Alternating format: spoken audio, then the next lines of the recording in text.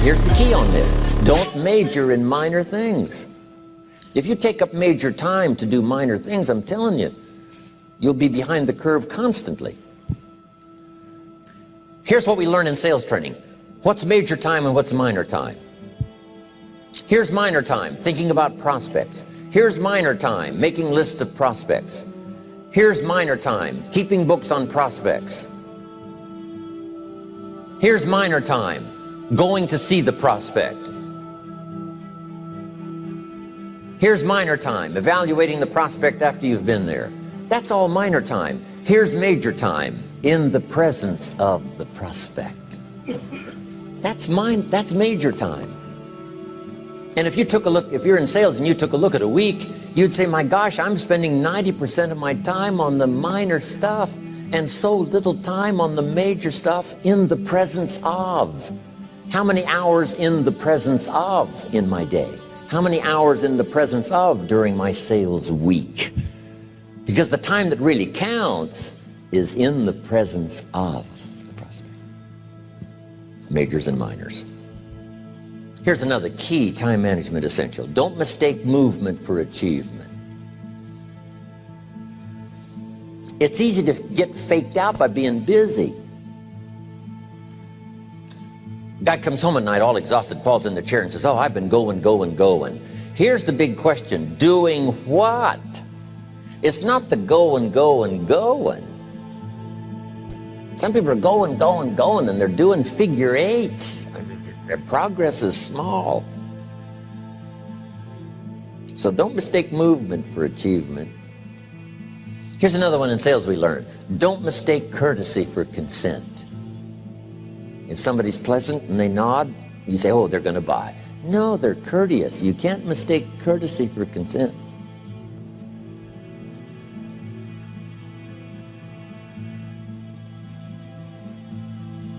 Now here's a big one, concentration. I had to learn this. All those years ago, I'm in the shower trying to compose a letter. Found it turns out to be a strange letter. So here's what I learned to do. Save the work till you get to the office. Save the work till you get to the work. Don't try to get to the office on the way to work. On the way to work, enjoy the way. In the shower, enjoy the shower. Then go to work when you get to work. I found this to be helpful. Concentration. Here's another big one. Learn to say no. I'm telling you, in such a social society we have now, it's so easy to try to be a nice person, saying yes to everything. Find yourself overloaded. Now you got to call and make the, well, gosh, you know, all the time it takes to back out of something that you said yes to too quickly. Here's what might be better. I don't think so, but if that changes, I'll call you. Little things you can use not to overcommit yourself. My friend Ron Reynolds says, don't let your mouth overload your back. It's a good one. Now here's a big one on time management. When you work, when you play, don't mix the two. Don't work at play. I used to take my family to the beach and I would bring my briefcase.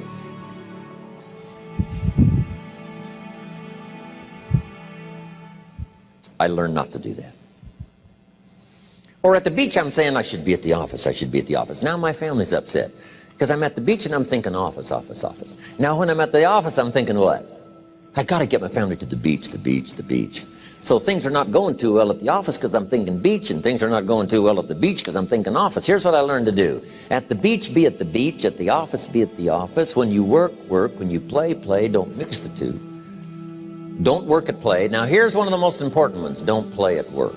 Work is too serious. You don't want the reputation of being the office joker. It's not a good one. Yes, there's time for some pleasant stories. Yes, there's time for a little humor. Yes, best if it's a happy office, of course. But I'm telling you, you got to be serious about work because you're parting with a piece of your life for the work you do. Your work costs you a piece of your life. Here's what it's called. Serious business. Not grim, not unhappy, but serious. Key.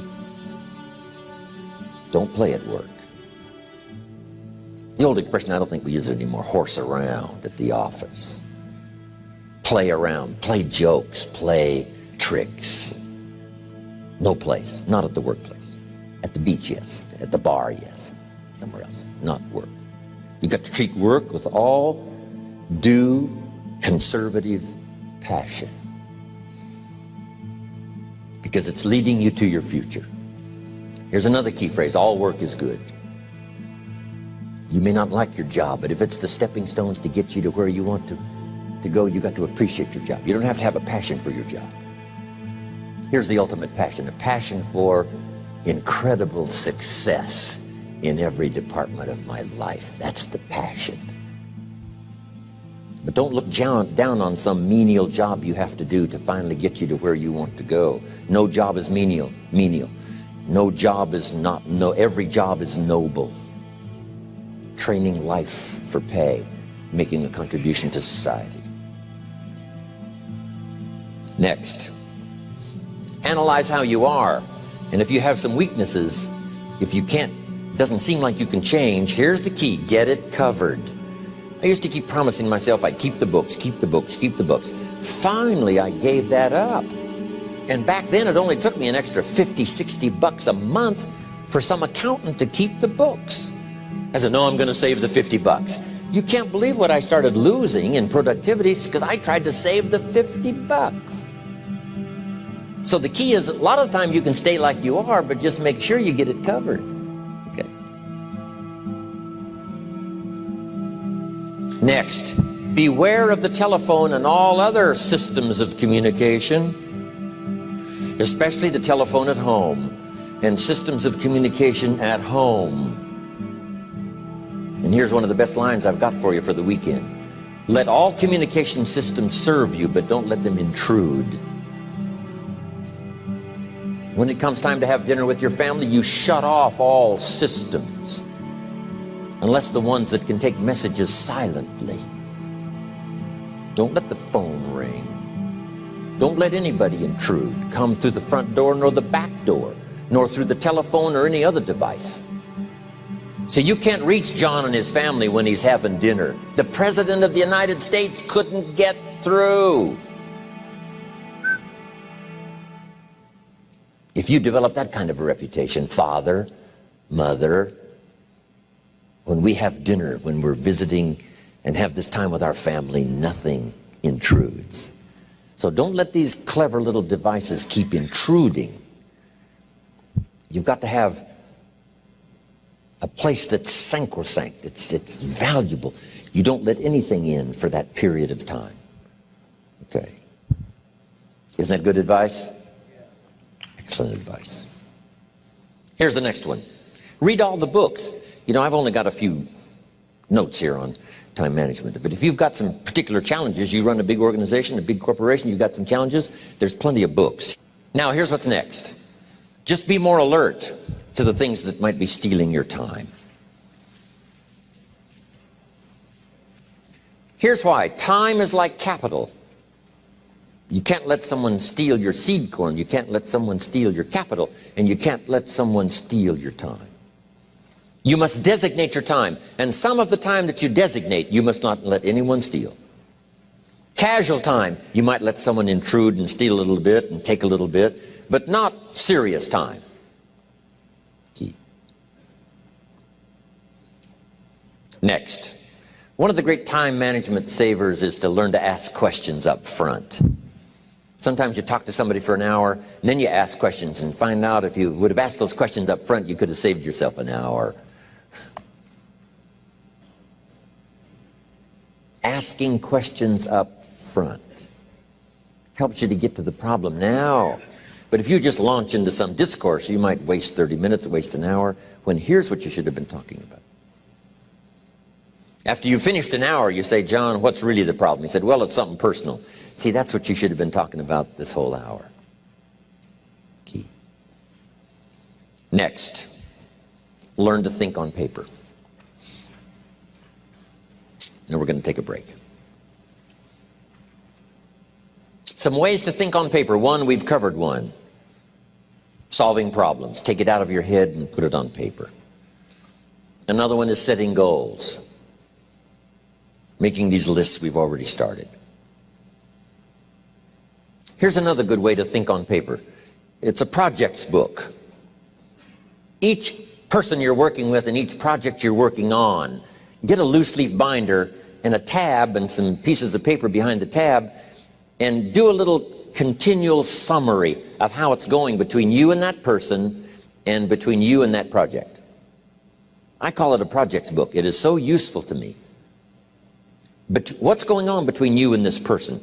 When you last got together, what did you talk about? And you got a few notes there. Here's what we talked about the last time we got together. Now when you get together again, you can review that so you'll know better what to talk about.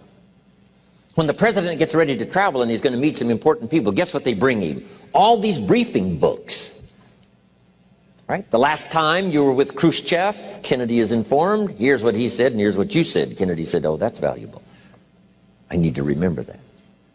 If a person is important, it's worth a little running account.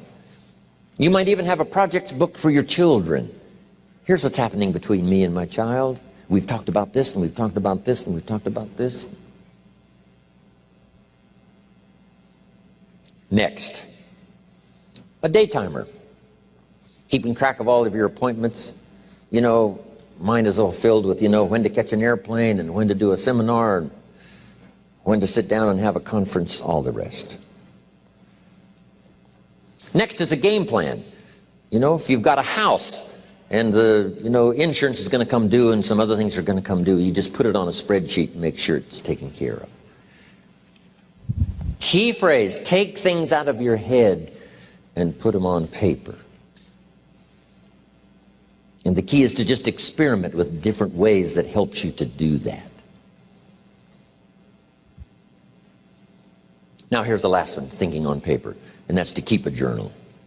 One of the things I'm known for around the world, have been now for 39, 40 years, is keeping a journal. Now my journal is not it's not necessarily it's not like a diary. It might be part diary. I'm flying over Ireland and I write down a few little things that impress me. Today I met this person. Wow, what an extraordinary event.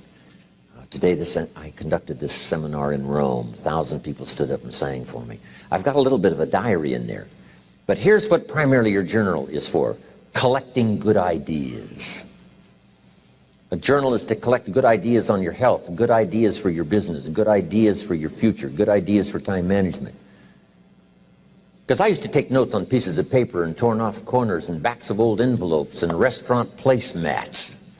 And I threw all this stuff in a drawer. It did not serve me well. I finally learned to get a bound copy, right? And just keep a journal, right? If I was here, I had my journal, I'd be taking notes, right? These 2 days in my journal. Now, if you're caught without your journal, you just take the notes when you get back home. You put those notes in your journal, throw the paper away. Because we don't usually go through paper to review. But see, my journals now make up a significant part of my own library. My journal's all reserved privately for my children and my grandchildren. Can you imagine what I've collected over the years? It's unbelievable. There are 3 treasures to leave behind. I think you've already got those notes, right? Here they are. Number 1, your pictures. Don't leave the event unrecorded. It takes only a fraction of a second to say, here's who I was with. When I travel the world, right?